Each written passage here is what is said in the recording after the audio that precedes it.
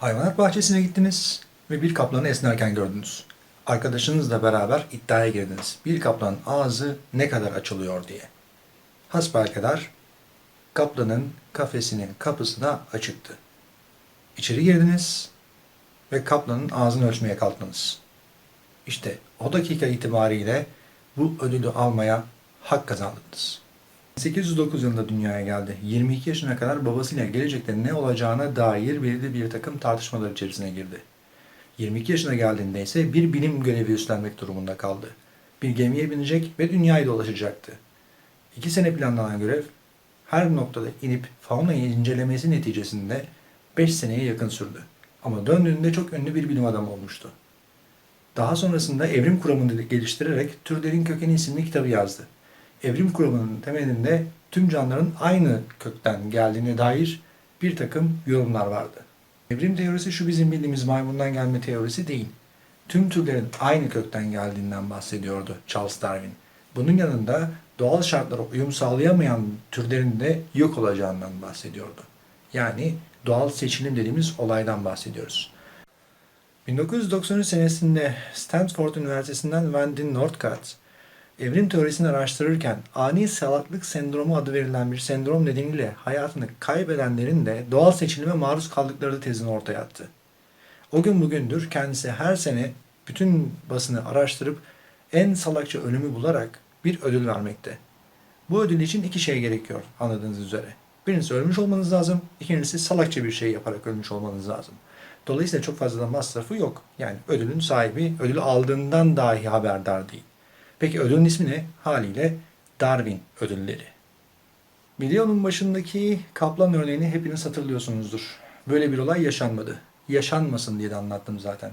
Ama vakti zamanında silah tutukluk yapan birisinin silahını kendisine doğru çevirip namlunun içine bakarak ne olmuş lan buna deyip tetiği çekmesi neticesinde Darwin ödülü kazandığını bilmekte fayda var. 2019 yılının Darwin ödülü sahibine gelince Pilot Patrick, bu değil tabi bu fenomen olan Pilot Patrick. Bize biraz daha aptal olanı lazım.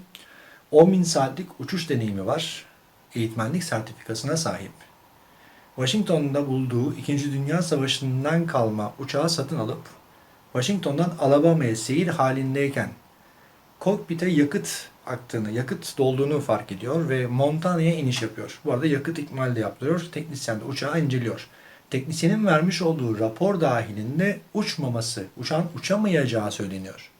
Buna rağmen kısa bir mesafe kalmış olacak ki öyle uçmaya devam etmeye karar veriyor pilotumuz. Neticede yerden havalandıktan hemen sonra uçak ani bir dönüş yaparak tepe üstü çakılıyor. Pilotumuz da hayatını kaybederek 2019 Darwin ödüllerinin sahibi oluyor. Dediğimi yap, yaptığımı yapma der eğitimciler. Muhtemelen pilot Patrick de bunlardan birisiydi. 2018 yılına geldiğimiz zaman ise John Allen Shaw ile karşılaşıyoruz. 23 yaşındaki bu genç aynı zamanda misyonerlik faaliyetleri yürütmekte. Yani Hristiyanlık dinini yaymakla görevlendirmiş kendisini. Hindistan'a geldiği zaman da Hindistan'ın yaklaşık 50 kilometre batısında bulunan daha önce hiç kimsenin gitmediği, gitmeye cesaret edemediği, yerlilerin bildiğimiz yerlerden çok daha yerli olduğu bir ada olduğunu öğrenir. Sentinellese adası. Ve kendisine bir görev biçer. Kendisi gidecek ve buradaki halka kendi dilini ve dinini öğretecektir. Yanına bir adet makas, bir futbol topu ve İsa figürü aldıktan sonra yola çıkar. 7 kişilik bir mürettebatla birlikte. Amacı oraya gidip yerlilerin karşısına dikilip merhaba dünyalı biz dostuz demek olsa da yerlerin İngilizce bilmediği aşikardır. Dolayısıyla ayak basar basmaz bir mızrak darbesiyle yere yığılır. Sonrası ise meçhuldür. Cesedi bulunamamış. Ancak şöyle bir gerçek var ki bu hareketiyle 2018 yılının Darwin ödülünü kazanmaya hak kazanmış. 2017 yılı kazananı Moses isimli bir Zimbabveli. Soy ismini söyleyemediğimden dolayı alt tarafa yazıyorum sizlere. Moses iki arkadaşıyla beraber bir safari turuna katılır ve safari turunda herkesin tahmin edebilecek gibi maymunları, zebraları, zürafaları, aslanları, kaplanları görürler. En sonunda ise fillerle karşılaşırlar. Fillerle bir fotoğraf çektirmek isterler ancak çektikleri fotoğrafı beğenmezler. Bunun için fillerin açılarını değiştirmeye karar verirler. Yani kendi açılarını değil, fillerin açısını değiştirmeye karar verirler. Şu filin yeri tam oldu mu? Hadi biraz sola çekelim. Şu ortadaki fil biraz gülümsese fena olmayacak gibi bir durum söz konusu değil tabii ki. Ama bir şekilde kendileriyle haşır neşir olunmasına alışık olmayan filleri sinirlendirmeyi başarırlar ve iki kişi kaçarken Moses üçüncü kişi olarak fillerin ayakları altında can vererek 2017 yılının kazananı ilan edilir. Filler ve Moses meselesi bana soracak olursanız 2000'li yıllarda ödül kazananlar arasında bir numaradır. Bu yüzden 2000'li yılları zirvede bırakıp 90'lı yıllara geçelim. 95 yılı onur ödülü sahibi James Burns 34 yaşında. Kamyon kullanıyor ve kamyon kullanırken yanında bir arkadaşı var. Derken kamyondan sesler gelmeye başlıyor. Çekiyor kamyonu kenara ve arkadaşına diyor ki sen kamyonu kullanmaya devam et, ben seslerin nereden geldiğine bakacağım. İniyor ve kamyonun altına tutunarak yola devam ediyorlar. Yaklaşık olarak 10 kilometre gittikten sonra arkadaşı durup aşağıya indiğinde parçalanmış bir cesetle karşılaşıyor. Yani James Burns sesin geldiği yeri bulabilmek için kamyonun miline sarılmış. Hani şu namlusunun içine bakarak silahındaki tutukluğu çözmeye çalışan arkadaş vardı ya. Bu da ona benziyor aslında biraz. Şu kamyon meselesi. Peki siz hiçbir kola makinesine ya da su makinesine para attıktan sonra düşmeyen suyu elinizi hazneden sokarak çıkarmaya çalıştınız mı? Yapmayın. Çünkü 1998 yılında Kevin isimli bir arkadaş bedava soda almaya çalışırken 475 kilogramlık kola makinesini üzerine düşürmeyi başarmış ve altında ezilerek can vermiş. Tabi dolayısıyla Darwin ödülünü de kazanmış. Bunun yanında bir gökdelendeki camların ne kadar sağlam olduğunu göstermek için eline bir koltuğu alıp cama hızlıca koşan kişiden bahsetmiyoruz bile. Ama 95 yılındaki diğer efsanevi olaylardan birisi bana soracak olursanız tüm zamanlarda ikinci sırada yer alır. Bir JATO aygıtını arabaya bağlayarak hız denemesi yapan kişiden bahsediyoruz. JATO, roket destekli kalkış ünitesi. Küçük uçakların ağır yük taşıdıkları zamanlarda pistten kalkışlarına destek olan aygıt. Bunu arabaya bağlarsak ne olur? 1995 yılında 911 arayan bir kişi uçak kazası ihbarında bulunmuştur. Ekipler hemen oraya sevk edilir ve araştırmalar başlar. Nitekim JATO aygıtına ait parçalar bulunmuştur ve uçak kazası şüphesi artmaktadır. Lakin kısa süre sonra ortaya çıkan bir takım bulgular kafaları karıştırmıştır. Buldukları şey 1967 model Chevy Impala'ya ait parçalardır. Parçalar kazanın gerçekleştiği tepeden düz bir çizgi haline uzaklaşarak geniş bir alana yayılmıştır. Dedektifler de bu parçaları takip ederler ve sonunda bir otoyolla karşılaşırlar. Otoyolda ise kilometrelerce uzanan lastik izleri vardır. O noktada gizem çözülmüştür. Bir kişi 1967 yıl model Chevy Impala'sına JATO aygıtını yüklemiş, monte etmiş ve hız denemesi yapmıştır. Muhtemelen 400-500 kilometre hıza ulaşan kişi bir süre sonra frenleri tutmadığını da fark etmiş olsa gerek ki lastik izleri ortaya çıkmıştır.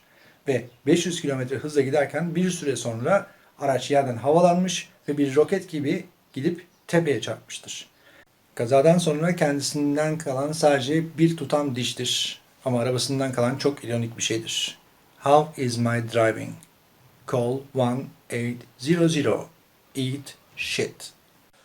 Bu ve buna benzer birçok örneği sitede bulabiliyorsunuz. Ama gelin biz lafı fazla uzatmadan bir numaraya getirelim. Larry Walters'a tanıştıralım sizi. Larry Walters'ın çocukluk hayalidir uçmak. Hava kuvvetlerine müracaat eder ancak sağlık problemleri nedeniyle kabul edilmez. Kamyonculukla geçen bir ömrün ardından emekli olur ve emekli olduktan sonra artık hayallerini gerçekleştirme vakti gelmiştir. Bezden sandalyesini alır, yere iple bağlar. Daha sonra helyum balonları bezden sandalyesine monte eder. İçlerini de helyum gazla doldurur. Artık yavaş yavaş her şey hazırdır.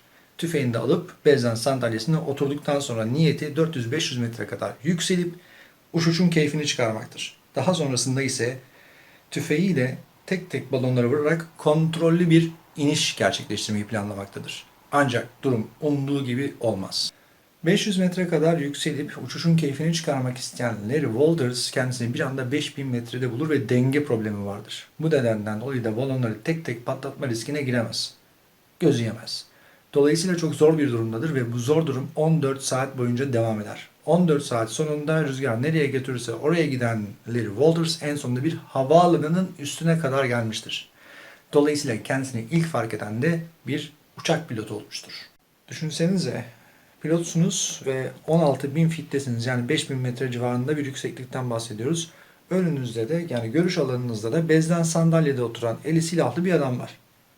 Öte taraftan kuleyi düşünün, böyle bir anons geliyor size. Diyorlar ki kardeşim hani 16.000 fitte böyle bir durumla karşı karşıyayız. Gerçekten şaşırtıcı bir durumdan bahsediyoruz. Tabii her ihtimale karşı diyerek bir helikopteri oraya gönderiyorlar ve helikopter de durumu teyit ediyor. Evet, gerçekten bezden sandalyede oturan eli silahlı bir adam ve 16.000 fitte. Tabii helikopter onu kurtaracaktır artık. Yani o noktaya kadar geldikten sonra dönüş yapacak hali yok. Önce cepheden yaklaşıyor. Tabii helikopterin pervanesinin hızlarından dolayı balonlar daha ileri itilmeye başlıyor. Yani helikopter cepheden yaklaşamıyor. Bu bir süre devam ediyor kovalamaca.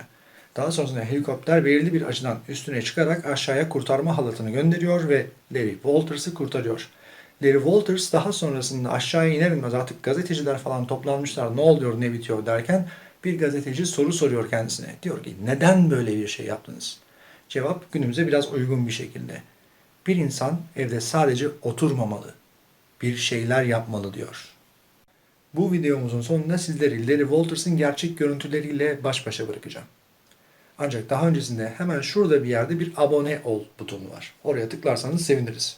Bunun yanında Türkiye'de gerçekleşen buna benzer vakalar varsa yorumlara da yazabilirsiniz.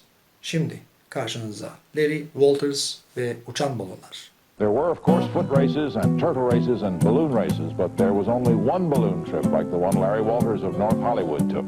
Here's David Burrington. I saw were rooftops and power lines. I thought to myself, my God, this is it. Please God,